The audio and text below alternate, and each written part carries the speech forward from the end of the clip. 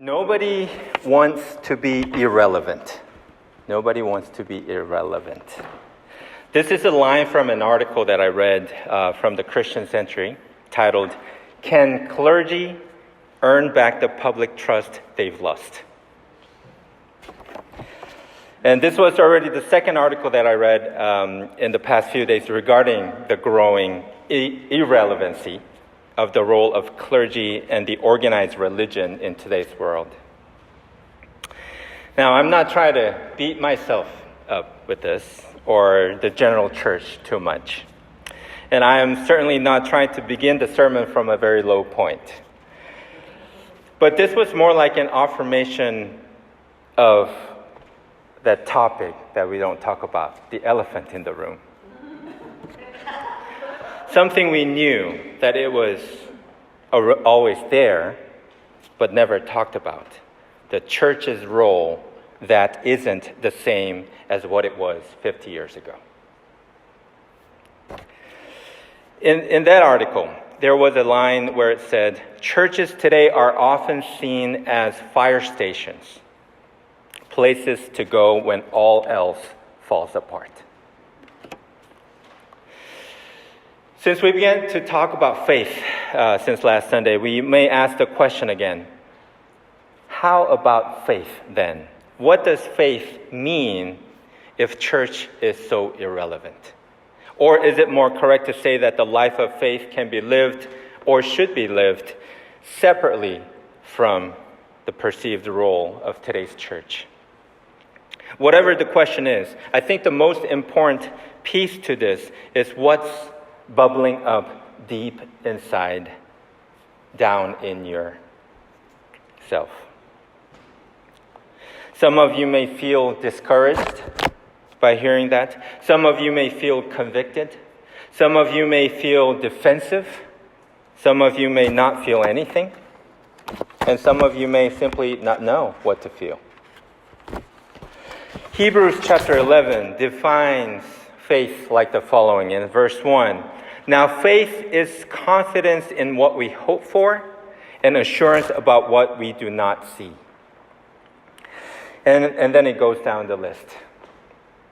One note about Hebrews is that when you read Hebrews, read it more like a sermon, and you can feel the rhythm and the rhyme of that delivery.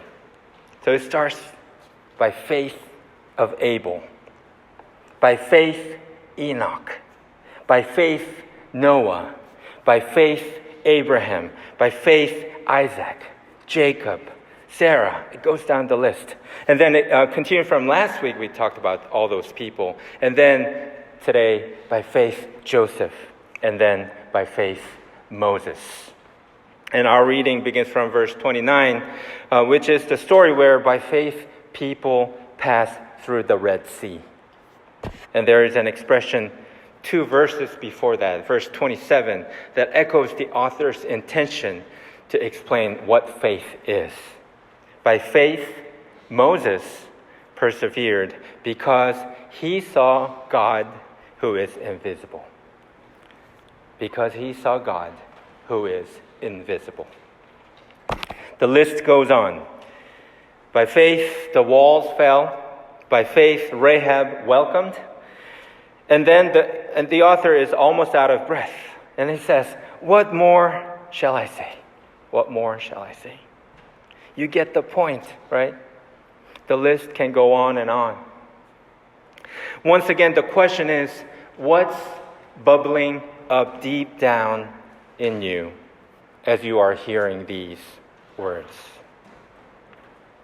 Through faith, they conquered kingdom, administered justice, shut the mouth of lions, quenched the fury of the flames, escaped the edge of the sword, weakness was turned to strength, became powerful in battles, received back their dead, raised to life again. What's bubbling up deep down in you as you hear these words? How about the following? There were other persons of faith who were tortured, refusing to be released so that they might gain an even better resurrection. Some faced jeers and flogging, and even chains and imprisonment. They were put to death by stoning. They were sawed in two. They were killed by the sword.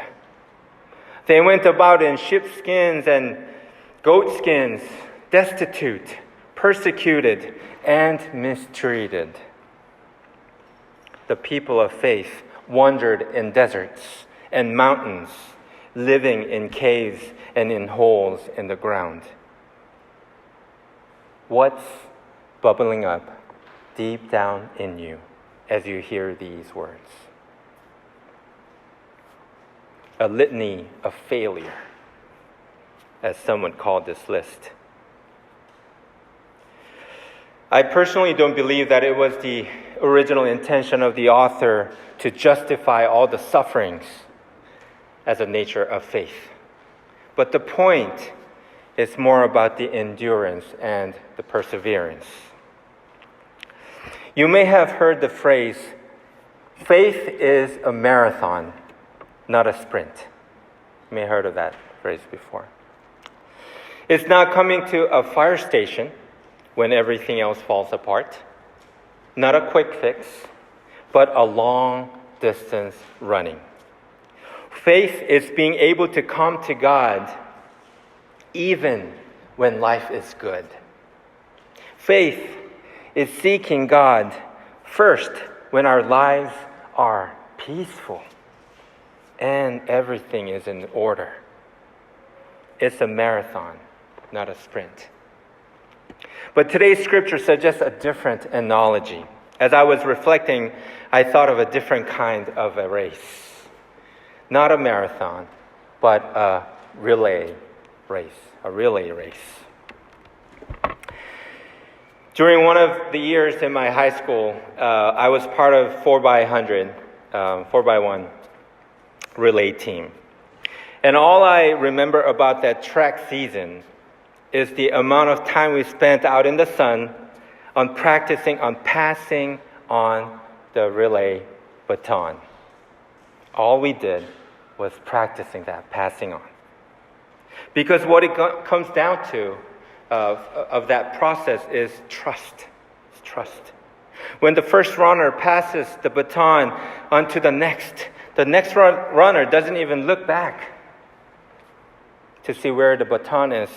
He simply stretches his hands towards wherever the baton should be, trusting that the baton will be placed into your hands at the right timing, at the right spot.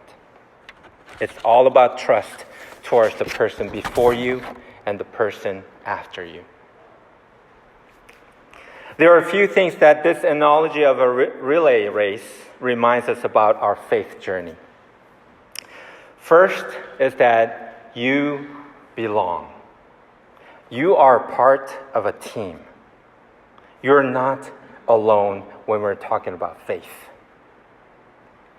Secondly, as we are going through this together, you share the common goal of finishing this race together. And lastly, within the race, you are responsible for that 100 meters that you have to run. You are responsible for that length. Faith is not passively sitting back or sending money by clicking on some site. It's not being passive, but it charges us with a responsible way of living in our own lives. So we need to practice again and again, like the baton passing practices. We just need to practice again and again how to pass that baton right. That's why we come to church. That's how I view what happens on Sundays at the church in our pews. To practice building trust with God, with the great cloud of witnesses, as written down in the Hebrews chapter 11. and to build trust within one another. So when you leave today, I want you to remember this. Remember that the one walking before you out of this sanctuary is Abraham, is Moses, is Sarah, and the one next to you, sitting right next to you right now, is Joseph and Isaac. We receive the baton from the one who ran the first 100 before us, and we pass it on to the one who will run the next 100. So I want you to remember that as you leave this sanctuary. In my office, on my desk, on a little yellow Post-it, I have these two words written down clearly with a Sharpie so that I can always see it in every moment. And those two words are love more. Love more. Whenever someone walks into my office, there is an overlap between that person and those words. And the reason I have these words posted in front of me is not because I am good at it, but because I constantly find myself not doing it enough. I find myself confused what my role as a pastor is and as a faithful Christian, because I tend to try to fix that person's problem, whoever walks in that office. I tend to try to provide a good, effective help to that person's needs, perhaps trying too hard to prove my relevancy to the person sitting across from me. And I know with my head that my role as a pastor and as a Christian is loving more, listening more, and living more. True to this moment, true to the person sitting in front of me, true to the story that I'm hearing. So I have those words on my desk so that it can be in the corner of my eyes at all times, whoever I'm looking at. Because this portion of a run as a pastor, as a husband, as a father, as a son, as a friend, I am responsible to do my best for this 100 meters that is set before me. And the first few words from chapter 12 gave me great assurance and the message of healing of some sort.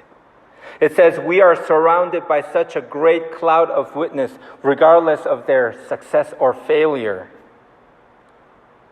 It is saying, you are not alone. So let us run with perseverance the race marked out for us, fixing our eyes on Jesus, the pioneer and perfecter of faith. I want you to remember this.